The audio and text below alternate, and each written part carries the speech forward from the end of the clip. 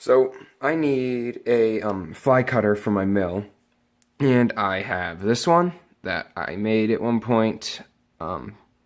So yeah, obviously, for obvious reasons, this is not a long-term solution. I actually used this in the lathe when I had the milling attachment attached. It worked, but you know, definitely not optimal, and it's kind of chipped up, and you can't really place the tool. I got this at a garage sale, but this is more of a boring bar because there's no angle here. It's 90 degrees, so I couldn't actually run this across here without kind of tweaking this tool out. And so I'm going to make one. I have this chunk of steel here, and I'm just going to turn down a 3/4 shank on it, and then I'll cut it off at, I don't know, 15 degrees, something like that. I don't know, I'm just making that up. I'll do a little research, figure out what's good angle for that, and then I'll set it up on the mill and cut a groove in it for the for probably 3/8 cutting tools, because I have a lot of them like this. So yeah, let's get to work.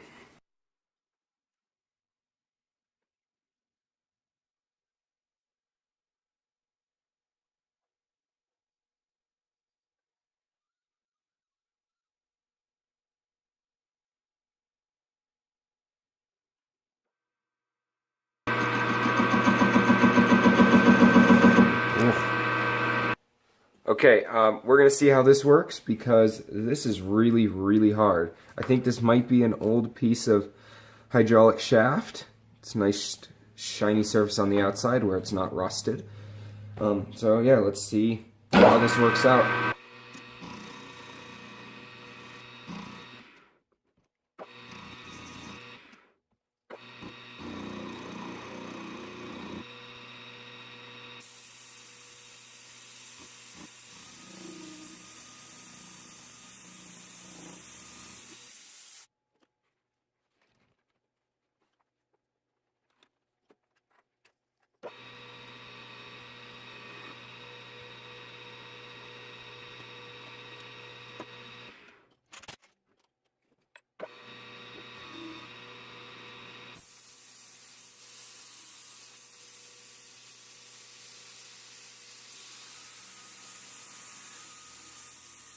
Flipped this insert to a fresh corner, and we'll see how this goes. This is some really hard material. But I don't really know what else I have. I guess I could try this. Might be able to try this. I might try that right now, just to see what happens. It's cheaper than those inserts.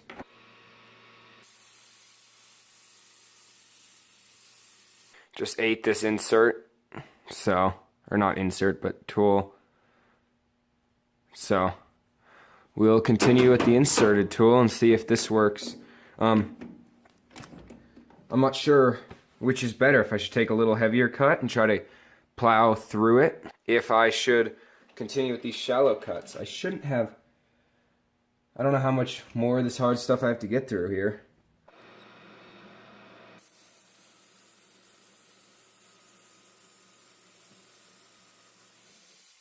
That right there is why you want your chip breakers to work.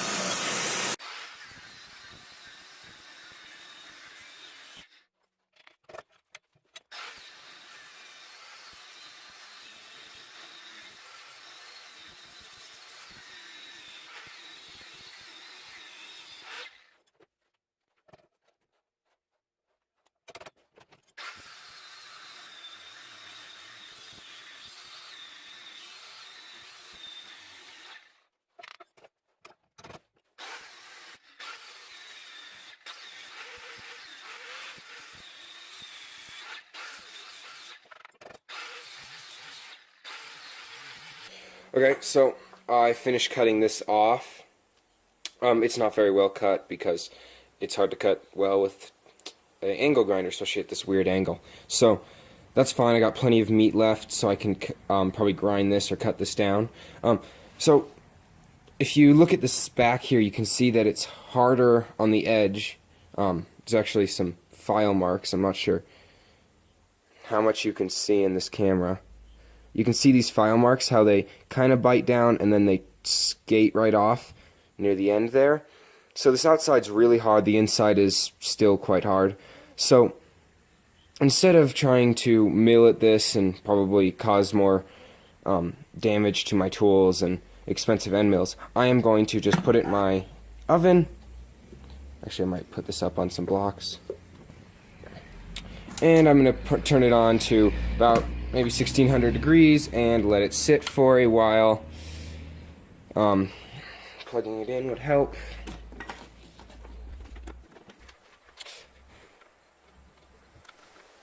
1650, that seems good. 30 minutes. And then it'll turn off. So yeah, just a simple little controller there, and then I'll let it heat up, and yeah, and hopefully then it'll be annealed. I've got enough material on the shaft that I can polish it down to metal again when it gets scale on it, and it should be fine. So yeah.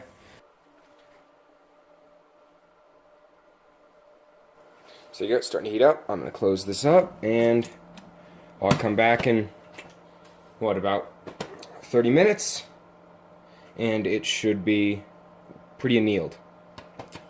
So it's stopped, so I'm going to pop this open just to give you a quick look at what it looks like. There you go. So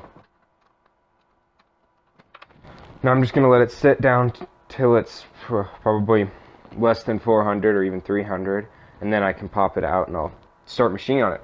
Hopefully that worked to anneal it, and it will be easy to machine, or at least relatively easy to machine. So yeah, I'll come back when that's done. So there it is, right after the hardening or heat, I guess annealing. I think it's pretty soft. I haven't actually checked yet. I'm going to sandblast it, and then we'll see. I'll do a check on the temper with my files, and then I'll probably grind this down to flatter, and then we'll see how it goes.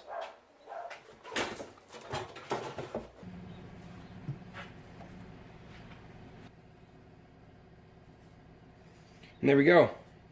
Most of the scale's off. Looking pretty good. Okay, so some hardness files. Here's the 65. So it's easy in the middle, which is what I expected, because that was easy. And it's cutting on the outside, which is good, because that's what it was not cutting out there before. So it's definitely softer than it was before. Now let's see how soft it is. Here's 55.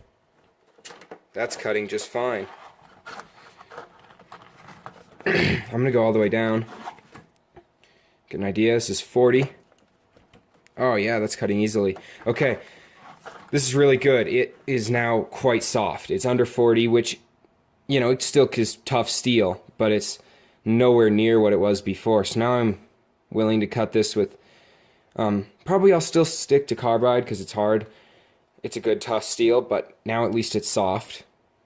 So yeah, I'm going to put this back on the lathe, polish it up some, and then put it on the mill and finish it up. I'm going to do an experiment, just see how much softer this is, and see if I can take a cut with this. I mean, obviously this was able to cut it when it was hard, but we'll see how much easier it is now. It's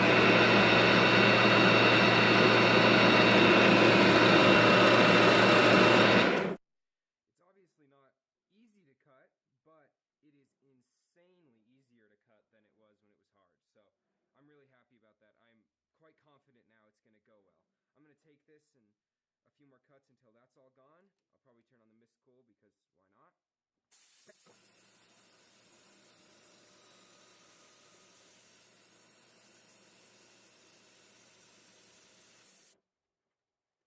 Nice finish there. I'm gonna run a little bit of sandpaper on that.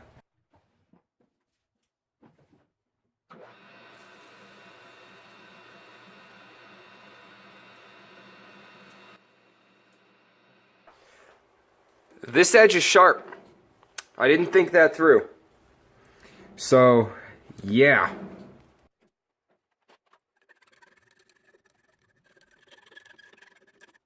That's better.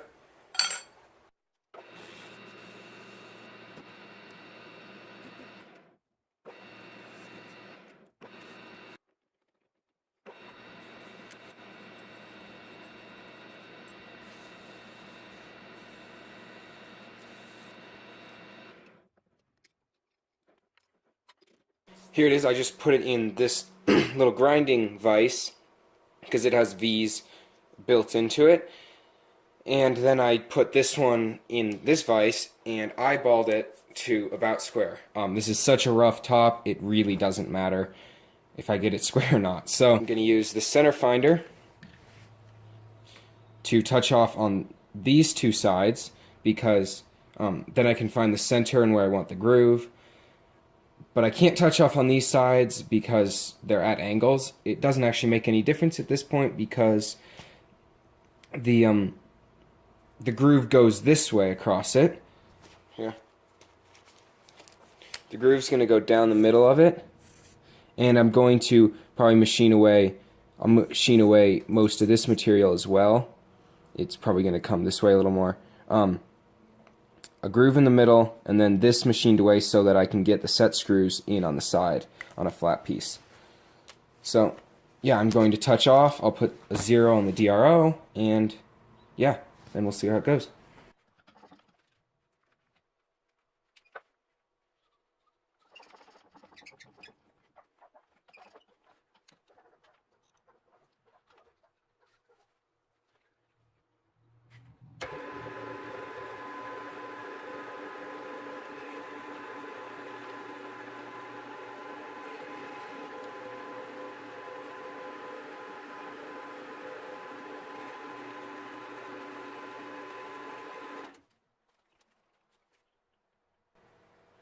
Cool.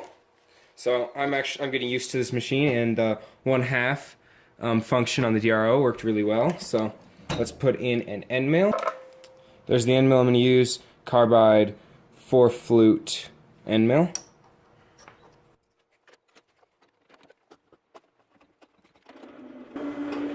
I'm lowering the head instead of the quill here because I want more rigid of a cut. And if I lowered the quill, it becomes more flimsy the farther out it sticks.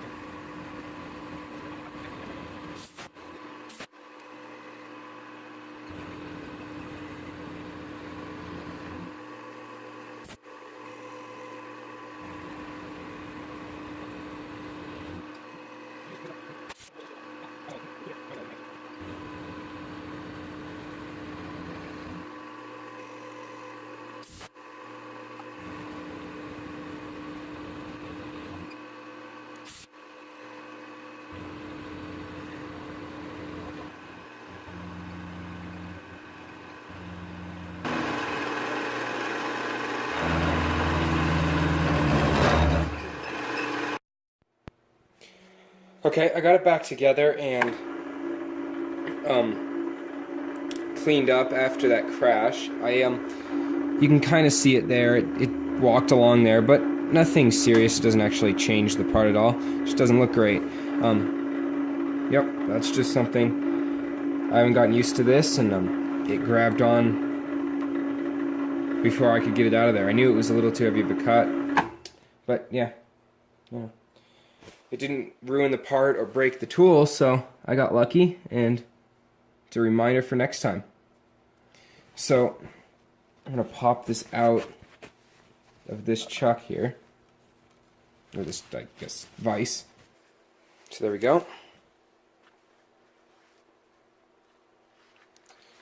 It's almost there. So now all I have to do is drill these holes, and yeah, I'm not exactly sure how I'm going to do that. I will come back when I figure that out. So here's my solution to holding it. There's a piece of brass right here, so I'm not denting this back jaw. The front jaw is full contact along the face of this, which is a machine surface, so that's good. A good surface to clamp off of. And because of that, even if it pulls this way, it has to lever itself because the pivot point is out here and this point's behind it, so it would have to go into a larger radius than this. It won't just pop out. And same thing this way. It's even more obvious that if it tilted this way. So I'm pretty happy with this setup. I'm not actually doing any milling on it, so I feel better about that. So yeah, here it goes. I'm gonna put in a drill chuck and drill and tap these for set screws.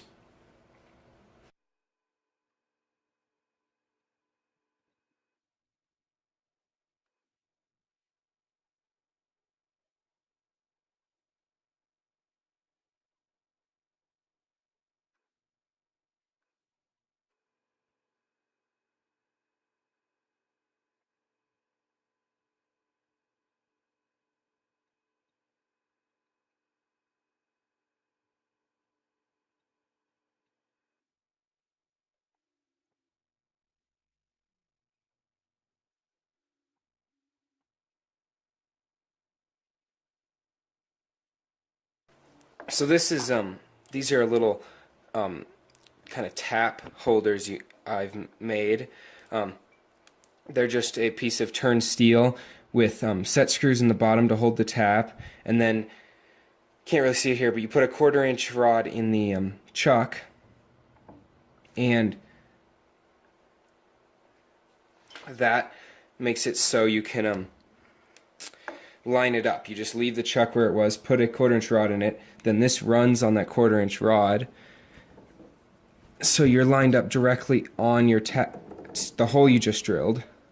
The tap can hold in there with the set screws. It rides on the 1/4-inch rod, so you're right on the right spot. And I have 3 for I think it goes up to a little under 1/4-inch taps. They have common shank sizes, so you only have to make 3 for the for a lot of the different taps. From the smallest up to like 440 or 632, and then 8, and then like 632 to something, and then a few for this size. I don't know them all by heart, but you can make 3 of them. You can just measure the shank size, and it's a pretty useful thing to have because they make tapping really easy.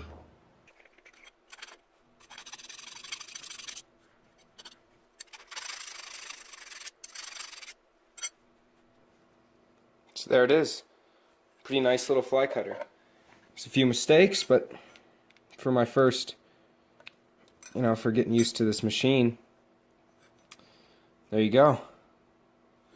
It's gonna work really well. I just need to go get some set screws. I think there's 1024s, I believe. There's one of the mistakes. But yeah, turned out pretty well. And being out of that really tough steel, it's not going to have any troubles with that. So yeah, I'm going to buy some set screws and then I'll try using it. I've got a project. I'm going to make a few tool holders for the lathe, and so I'll be using this in that project.